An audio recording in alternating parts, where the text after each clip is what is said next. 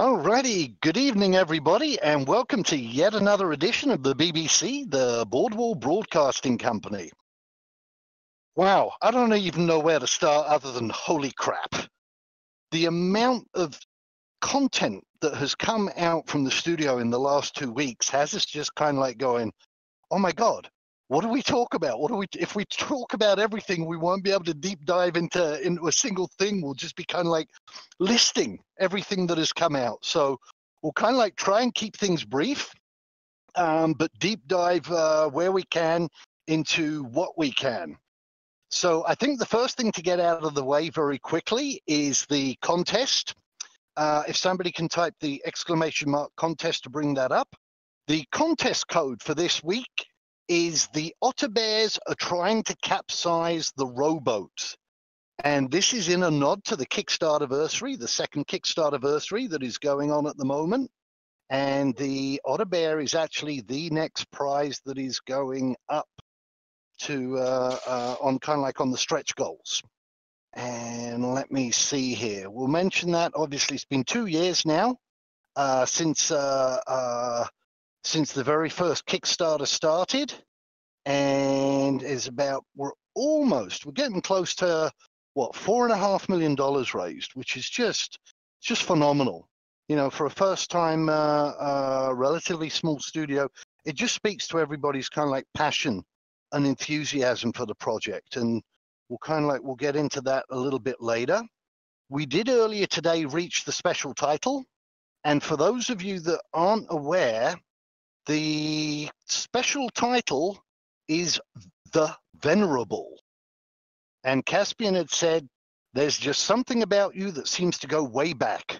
Maybe you've got wisdom beyond your years or your lineage goes way back, but either way, you're unmistakable. The effect is all your fame gained is increased by 10% for the character that this title is used on. So there's actually a little bit of a nice fame bonus in there as well. So let's see. Probably one of the biggest dev journals that came out was Vi's amazingly in-depth dev journal about what do we mean by communication.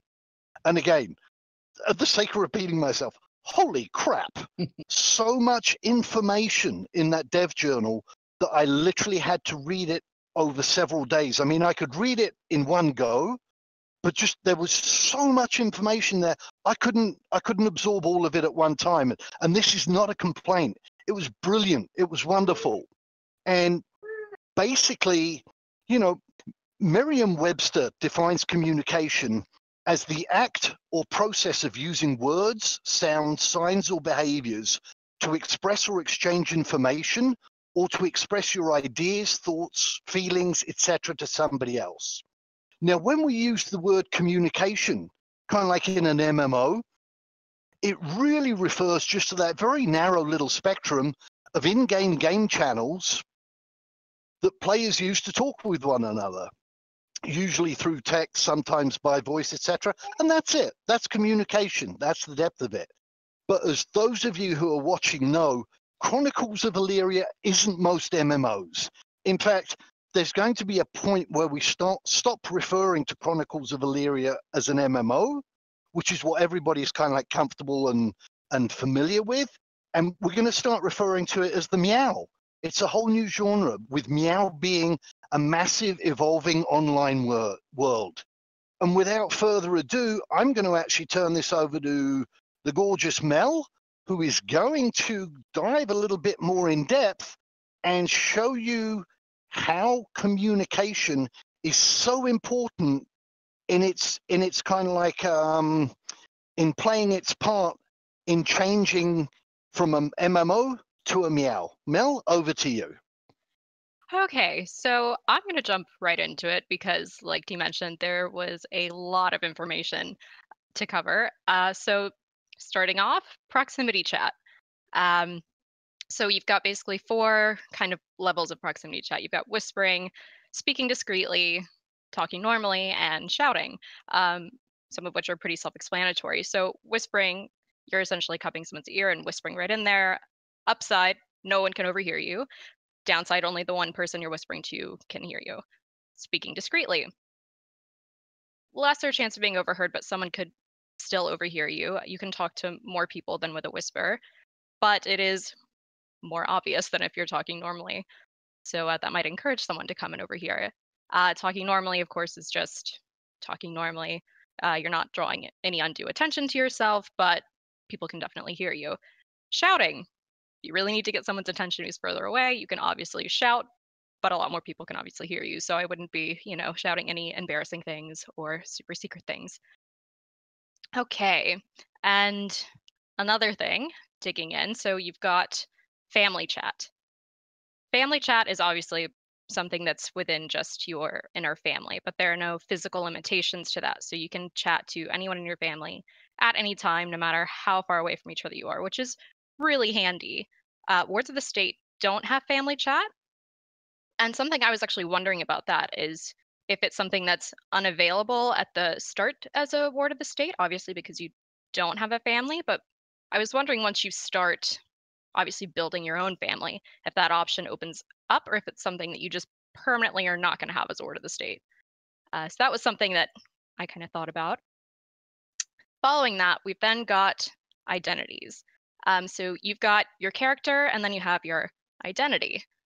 Two completely different things. The character is basically all the physical attributes, and identity is more persona, name, kind of all the intangibles. And reputation, all that's kind of up in there. And identity is something that is learned via communication. So at the start of the game, no one's really going to know anyone. There are going to be no names displayed.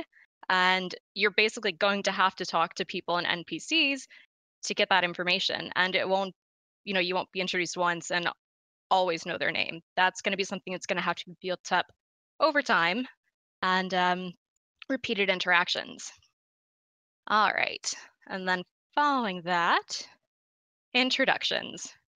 So it wasn't actually mentioned, but I was wondering whether there are going to be differences in how different tribes introduce themselves, because later on it gets to gestures and basically emotes, and there are partner emotes. So, like shaking someone's hand, for example, or tapping someone on the shoulder. So, I was wondering if that was going to be part of introductions for tribes, whether instead of, just introducing yourself and choosing what information you want to share about yourself with that person, whether you also, depending on the tribe, have to include a certain emote. Uh, Again, that's not specified, but just something I was kind of thinking about. Okay. Anyways, moving on. So what we do know about introductions is we do know that you get to choose what information you share about yourself, and like in real life, the more information you give, the more comfortable the person you're meeting is going to feel, and the more likely that you'll actually remember them and they'll remember you later. And like I mentioned before, interact with them enough and it's going to be automatic that you will see their nameplate. You can also trade and exchange names of people for names and info on other players or NPCs. So like if someone asks for a recommendation for a good blacksmith or whatnot, you can offer that information and probably get some information in return. All right, and so with identities comes the issue of anonymity and fake identities and disguises. So anonymity seems pretty straightforward so far in the game.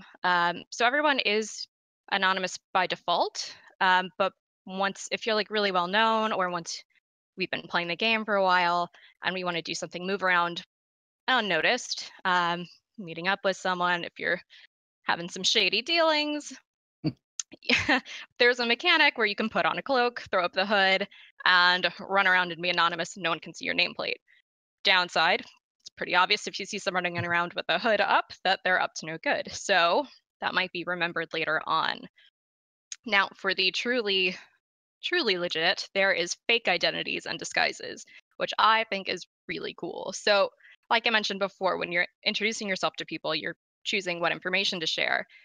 And so, what COE has done is they've actually turned identities almost into something that you can equip and unequip if you have an established. Oops, sorry about my greyhound. He's saying hi.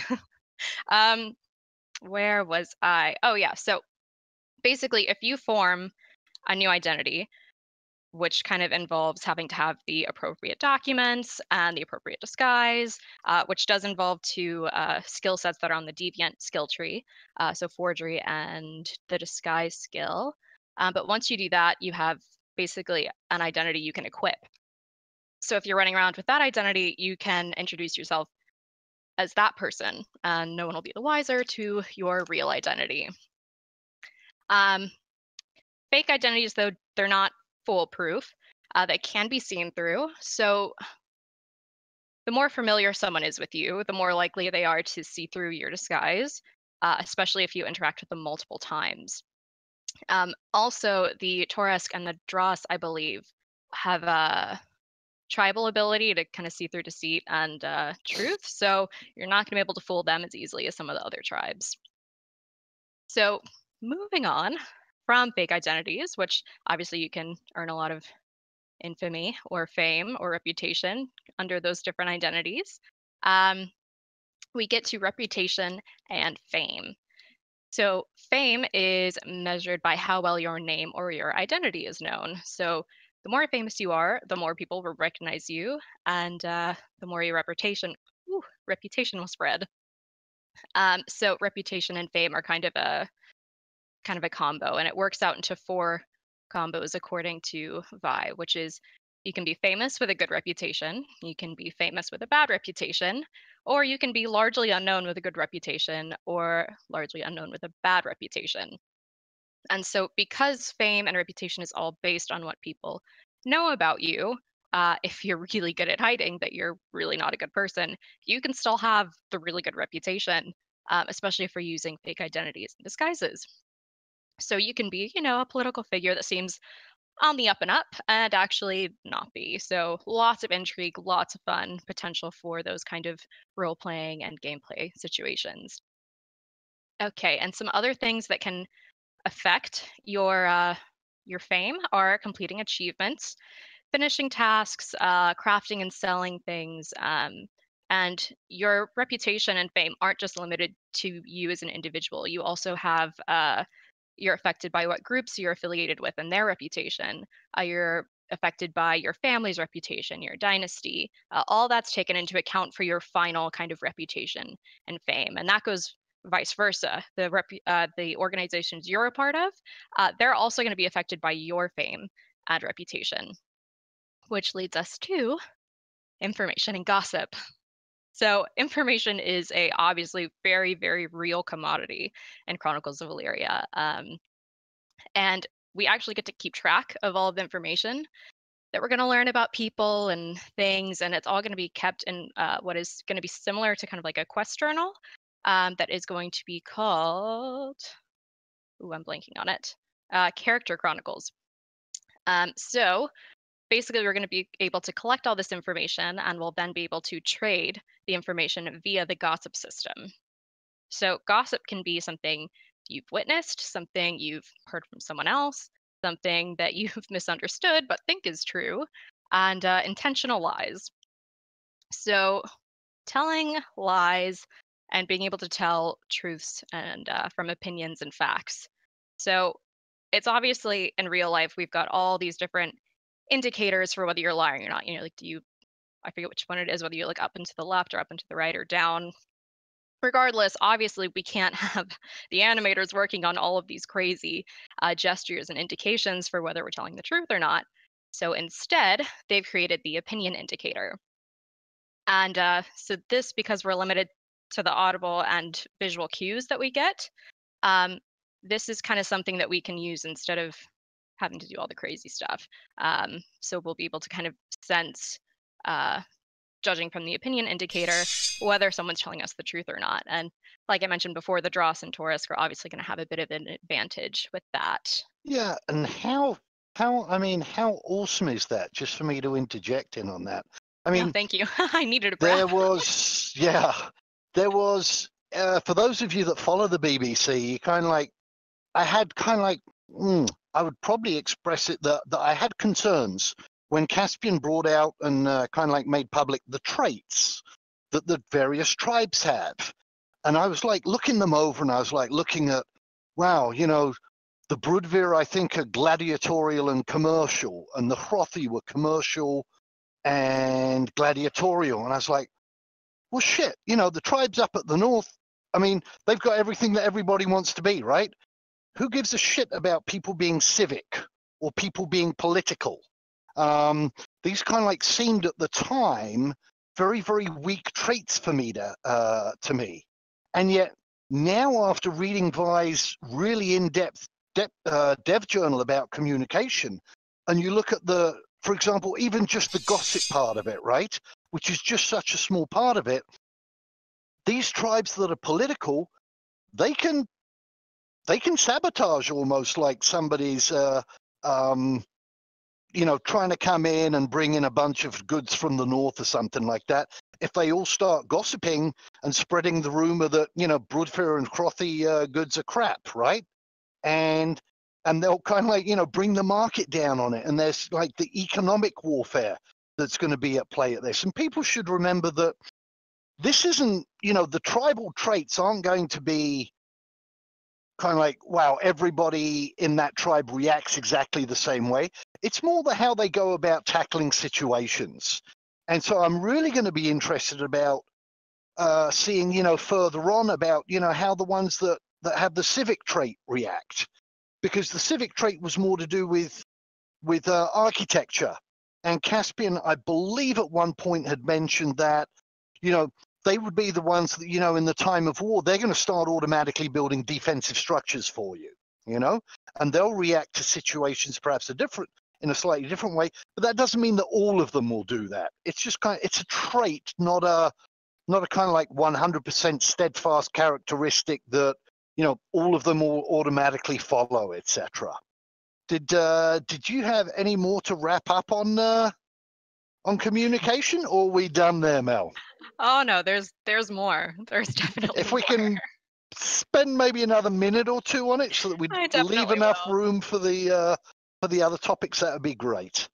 100%. So I'll just kind of briefly wrap it up by saying basically, and you've just heard maybe half of what was in that design journal so far for me, and that was basically what it breaks down to is all of these incredible mechanics that they've introduced for communication that have made it such an integral part of the game. Really goes back because in so many MMOs these days, everyone just kind of mutes chat and doesn't look because you've got the gold spammers and you've got all this nonsense going on in chat. But this is actually something that encourages and incentivizes people to use all the different communication techniques, whether it's with NPCs or PCs. So definitely really interesting, and you can definitely read the rest of it. I'll put the link in chat in a second, but there's a lot more having to do with the flip side of the kind of deviant traits where you get collecting evidence and punishing people when you find out that they're using fake identities and all that. So go read the rest, and I'll have a sip of coffee and pass it along back to Dee. All righty, thank you, Mel. Awesome stuff. Something else that came out, I think it was yesterday or maybe just the day before yesterday, was the SBS announced an amazing program for the SME, which is the subject matter experts. And it's caused quite a stir for various reasons on the forums. And Elb, why don't you take a few minutes and explain to us what the SME program is and the criteria, etc. And yeah, kind of like other thoughts and insight on that. Absolutely.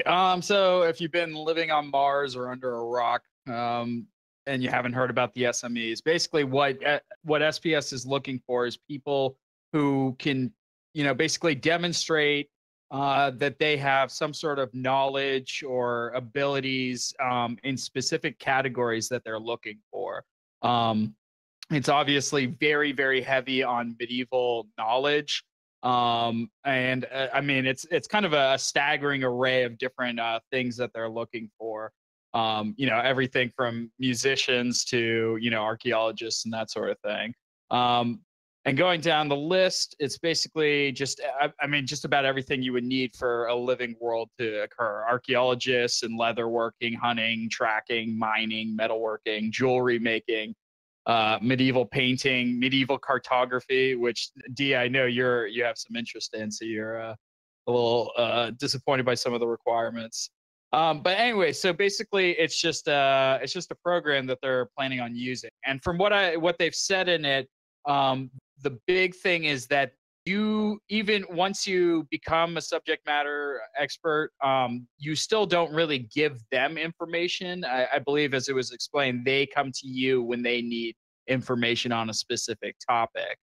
Um, Interestingly enough, some of the categories actually reveal quite a bit about the game. Well, there were two things I found specifically interesting about it. The first was the martial arts styles that they're looking for.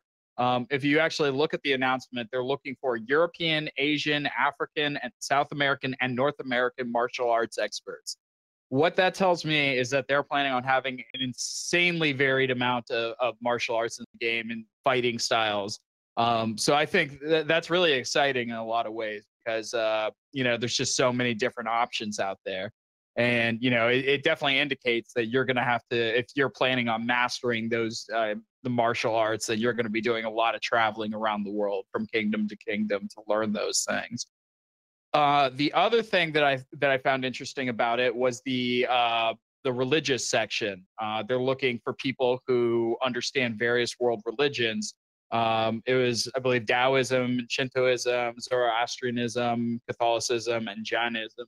Probably pronounced that one wrong, but anyway, so they're looking for a variety of different religious experts, which sort of, I'm not sure if you could actually take the ones that they listed and apply them to the in-game ones. I'm not sure if that's a direct one-for-one example, or if the in-game religions are going to have their own twists from the real-life ones. It'll be interesting to see what direction they go with that.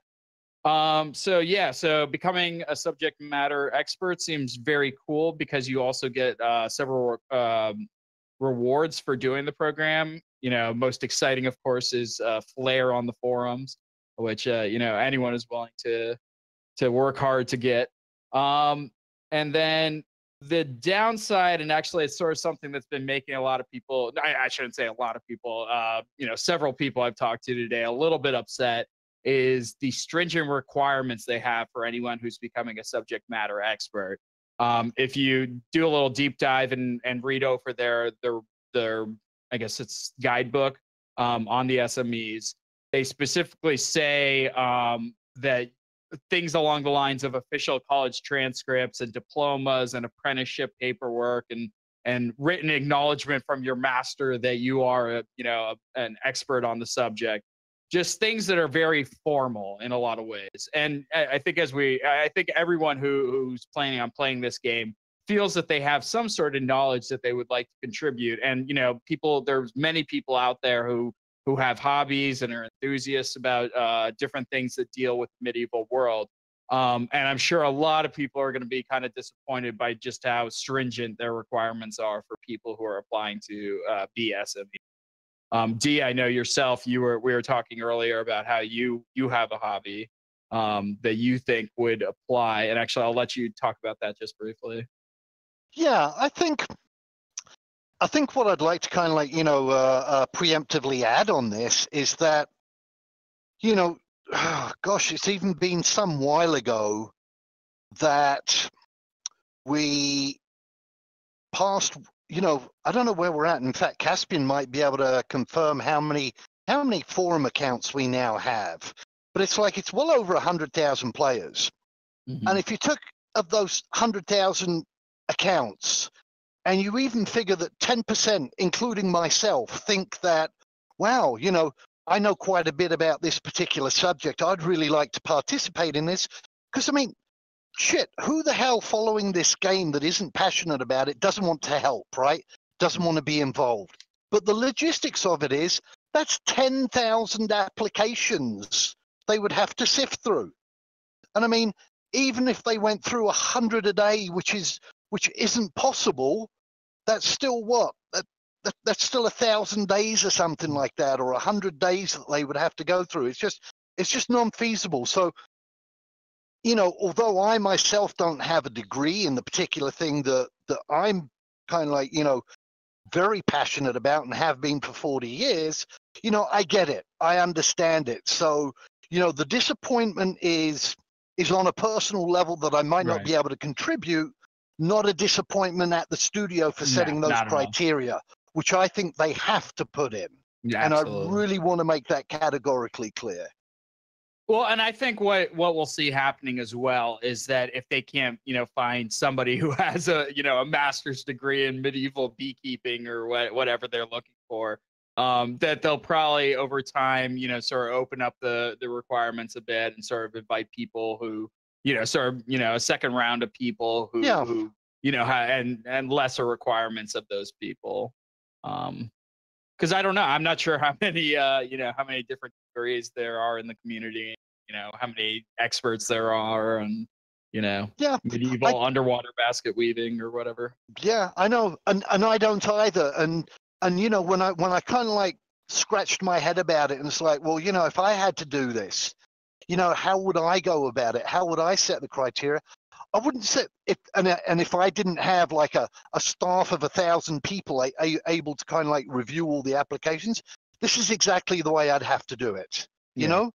And you're going to get a situation where maybe somebody had a degree in something 20 years ago, like let's say in, like you said, in underwater basket weaving, but they've never used it since, and it was just something they took in college just because they had to take in there. For the last 20 years, they haven't even been in that field because, you know, their career path took a different turn. But how do you quantify that? You can't. This is not as good a place to start 20, but probably the best place to start, you know? And if that means, you know, that enthusiasts like myself have to sit out, you know, tough, you know, then we have to sit it out kind of thing, you know? Yeah. Mel, did you have anything to chip in? Sorry, El, go ahead. Oh, no, I was just going to say, and from the other side of the fence, I do have a history degree, and I really do, how to put it, I think that I have maybe the kinds of classes that they're looking for one of the specific categories. On the flip side, though, I'll readily admit that there's probably, you know, 30 other people out there without the degrees that I have, and you know, they could very easily know more of me, you know, because history is such a big subject. It's hard to know, you know. And that's just history, and that's not including any of the other categories. It is, and some of this stuff is so niche, you know. Yeah, exactly. That they're looking for.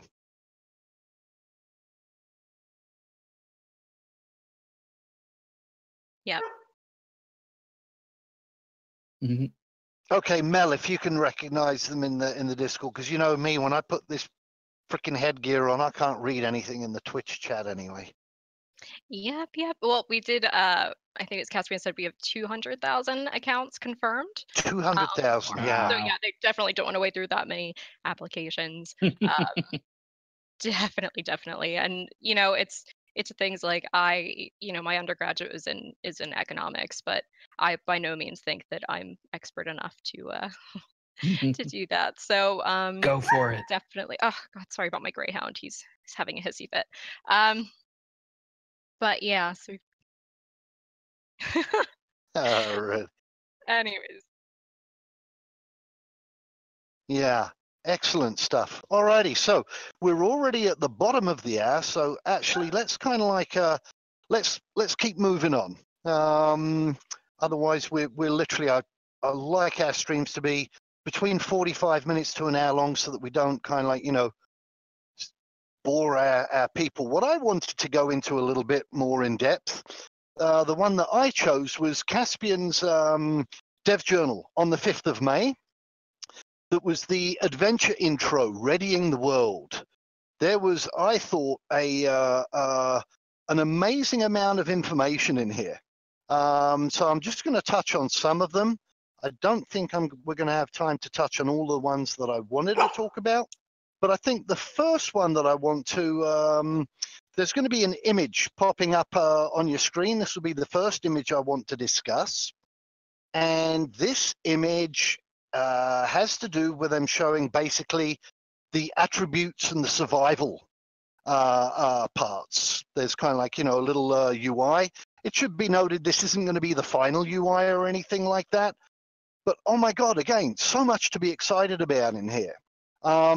the first thing I noticed was that Caspian has mentioned this in a very early DJ about the kind of like how force, reflex, and endurance, coupled with physical, mental, and social, how those 6 aspects are actually going to create the 9 attributes of strength, agility, stamina, focus, leadership, etc.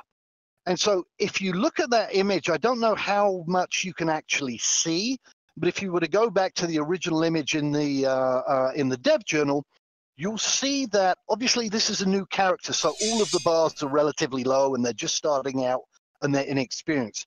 But if you look at the endurance, at the stamina one, which is in the top right corner, you'll notice that it's actually that bar has started to move along to the right. And presumably, if you look at the image there, there isn't much in there. So all he's been really doing is walking around. And so that walking around, and probably for quite an amount of time, will meet the criteria of endurance and physical, because it's exercise and it's over a period of time. And that's why that bar has moved. If you look at the agility one, it's moved just a little bit. It might, again, almost be imperceptible on the image that's on the screen, but trust me, it's moved a little bit. And this is reflex and physical. So maybe whoever that character is has actually been jumping around a little bit. And that's helped build up their agility. Maybe something like if you're teaching and you're teaching a class for an hour or something like that, in the university, maybe that's endurance and mental, and maybe that helps build up your focus.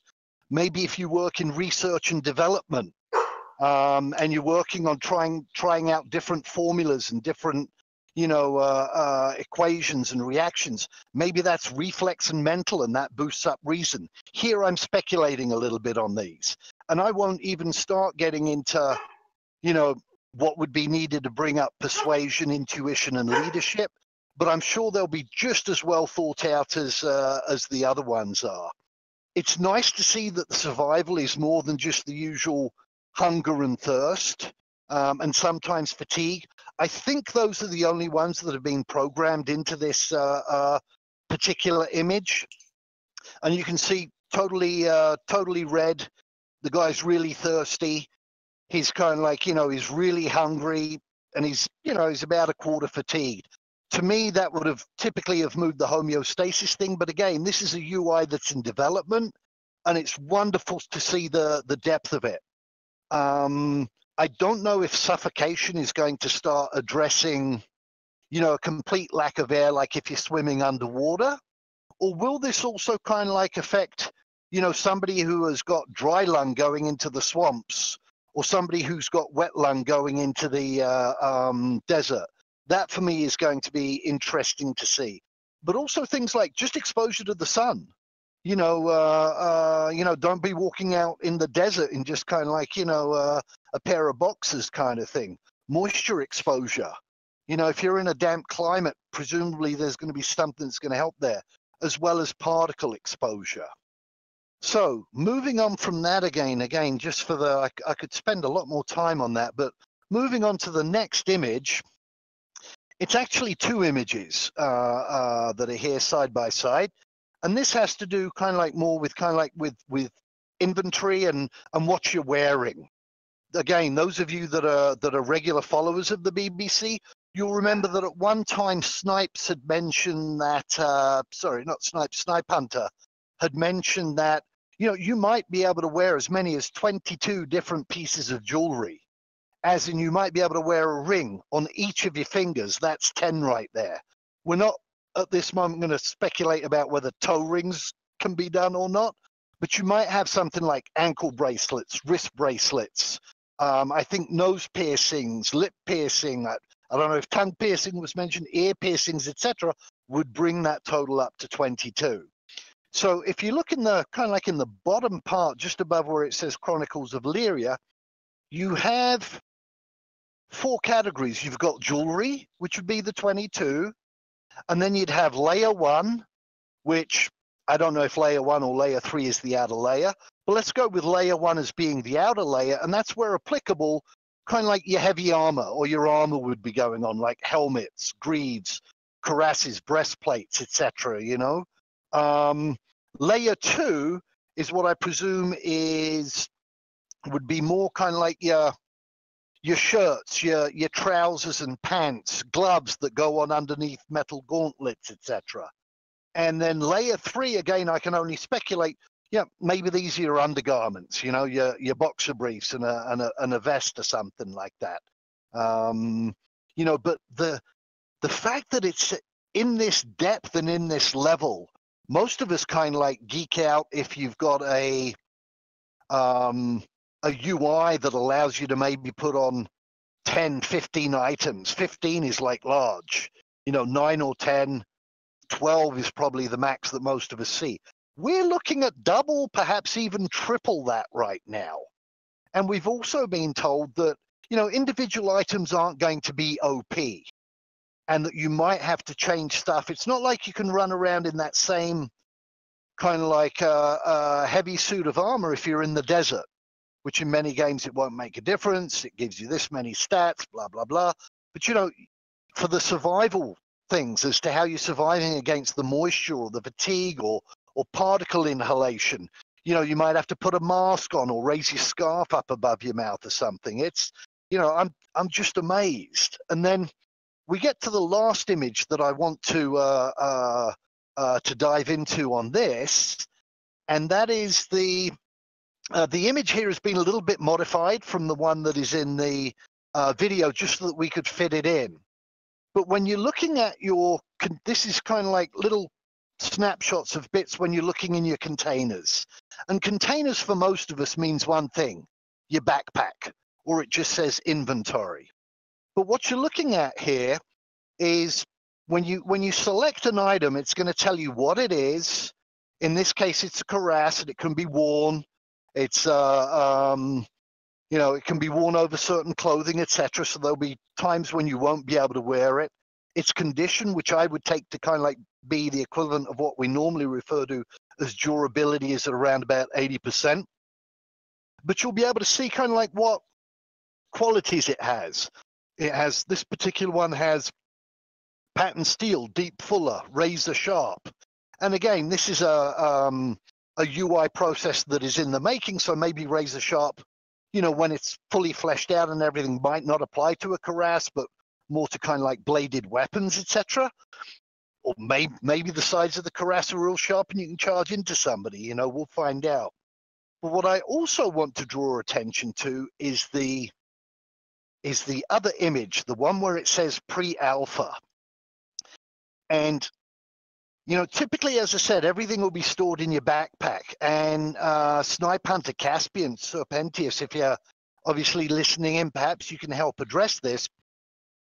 I think it was that if you get knocked out, that basically people can take what they're holding in your hands. But would they be able to take something like, you know, that's in your backpack? Because when you look at this image and you look at where it says pre-alpha, just above it, it says pouch. Now, this pouch happens to be empty. There's nothing in there. But on top of your backpack, you're going to have a pouch. Maybe it's on your belt or something like that. But then look at the actual letters pre-alpha, and you might be able to see underneath that it says pants 02, front pocket. So you might actually have pants which have a front pocket that might be a left pocket, a right pocket. It might have back pockets, you know? Heck, who knows? Maybe a tailor invents cargo pants and you got like 4 or 5 side pockets on there as well. I don't know. So, you know, what could be stolen from your inventory from being knocked out and what could be stolen from being coup de grace to basically, you know, where you're killed and they can remove your armor, take your contents of your backpack. Would they be able to rifle through your pouch and your pockets, much like they would if they're pickpocketing and you're still alive, presumably? But again, you know, really interesting. Oh my God, just so in depth. And when you start looking at this and how it all starts to tie in together, and I see how the communications is starting to tie in, and the gossip system is tying in with the, you know, with the traits, and it's like, and how the fame is all starting to tie in. I mean, I guess I do it every one of our BBC live streams, But I just get more and more excited. It's like, oh my God, no wonder it's taking them time, you know. It's great, you know. It's to me, it's absolutely awesome. Snipe Hunter had made a couple of comments. I think might have been yesterday, but certainly some more of them today about shields and armor and things like that. And I think Elbreth, you wanted to make a few comments about those, right? Yeah. And additionally, now's a great time. I do want to apologize. I've been corrected on a few specific points that both Serp and Caspian were saying that in fact they do understand that there are certain subject areas that are hard to prove expert in, and they will be considering those.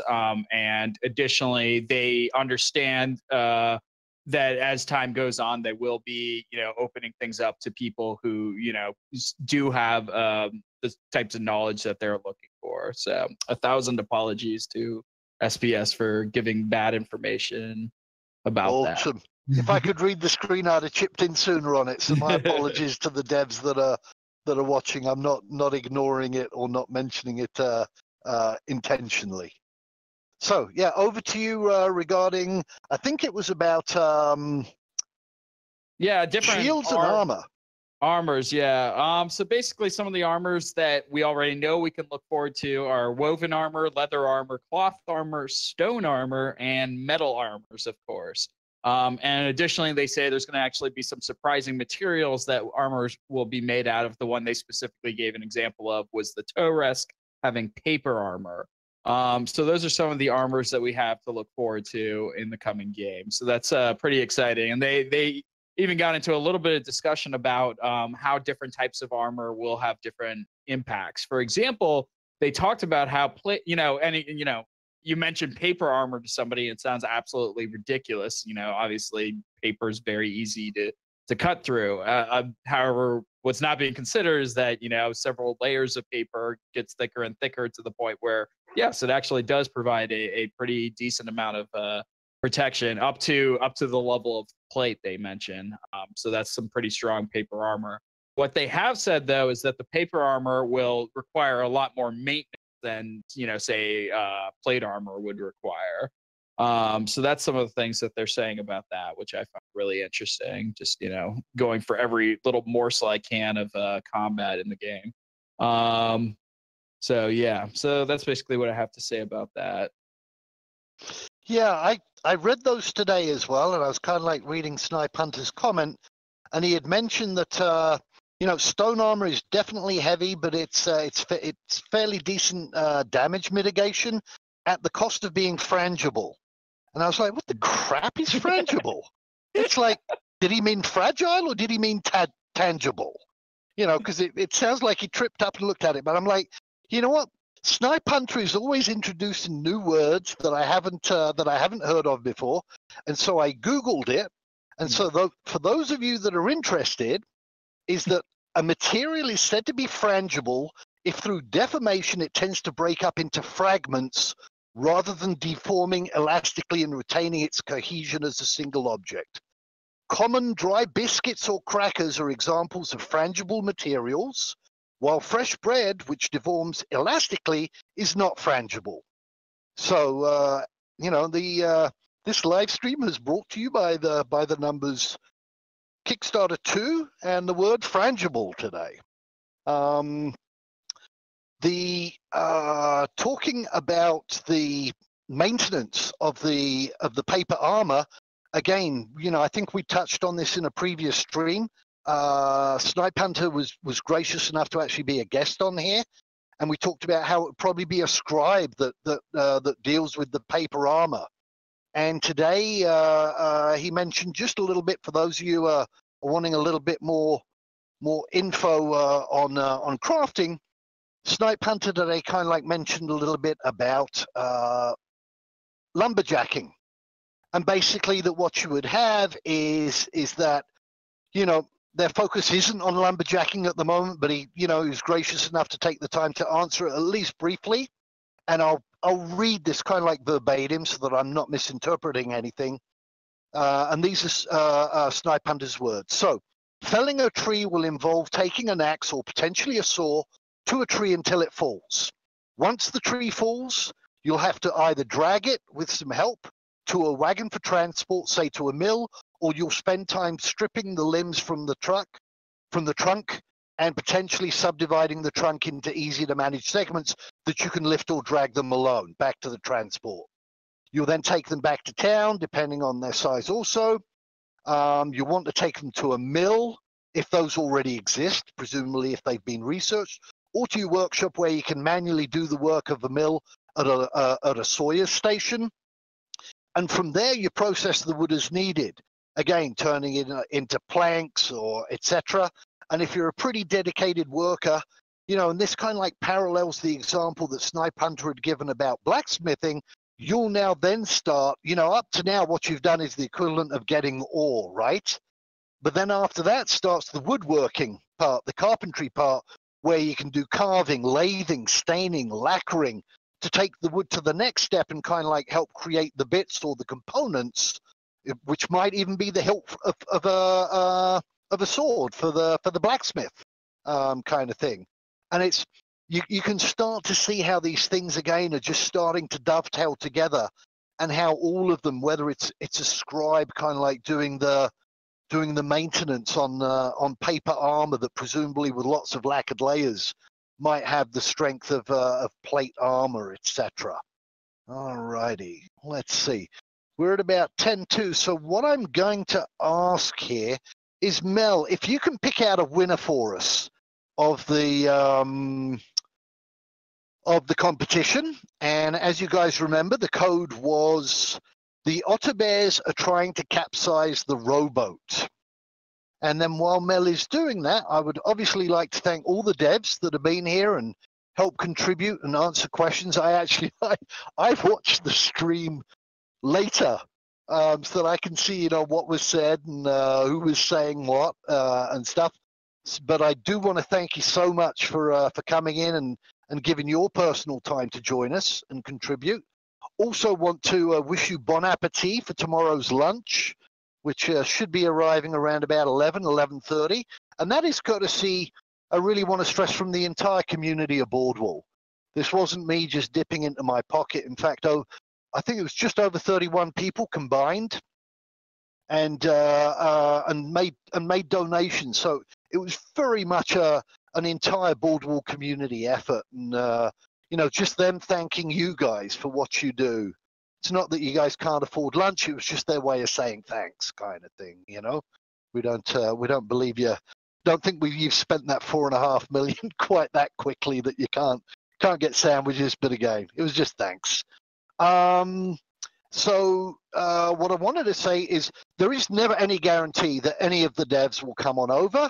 But after we've done the contest and wrapped up the show, obviously, please do come join us. We usually spend at least, half an hour, 45 minutes, sometimes a bit longer, in the official COE Discord. And you get to talk and chat with us, sometimes, with the devs.